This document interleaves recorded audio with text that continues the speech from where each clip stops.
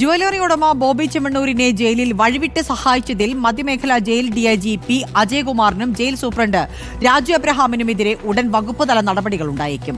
ഇവർക്കെതിരെ നടപടി ശുപാർശ ചെയ്യുന്ന റിപ്പോർട്ട് ജയിൽ മേധാവി സർക്കാരിന് കൈമാറി. രണ്ടുപേരെയും മാറ്റി നിർത്തി വിശദമായ അന്വേഷണം വേണമെന്നാണ് റിപ്പോർട്ടിൽ ആവശ്യപ്പെടുന്നത്.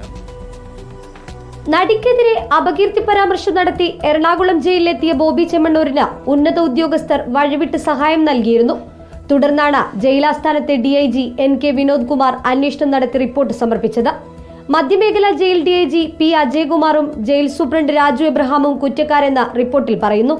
ഇവർക്കെതിരെ വകുപ്പുതല നടപടി ശുപാർശ ചെയ്യുന്ന റിപ്പോർട്ട് ജയിൽ മേധാവി സർക്കാരിന് കൈമാറി. രണ്ടുപേർക്കെതിരെയും ഉടൻ നടപടിയുണ്ടാകും. ഡിഐജി പി അജയകുമാറിനെതിരെയും ജയിൽ സൂപ്രണ്ട് രാജു എബ്രഹാമിനെതിരെയും സ്പെഷ്യൽ ബ്രാഞ്ചും നേരത്തെ റിപ്പോർട്ട് നൽകിയിരുന്നു. ഇരുവർക്കും ഗുരുതര വീഴ്ച സംഭവിച്ചുവെന്നാണ് സ്പെഷ്യൽ ബ്രാഞ്ചിന്റെ റിപ്പോർട്ട്. CCTV ദൃശ്യങ്ങൾ ഉൾപ്പെടെയുള്ള റിപ്പോർട്ടാണ്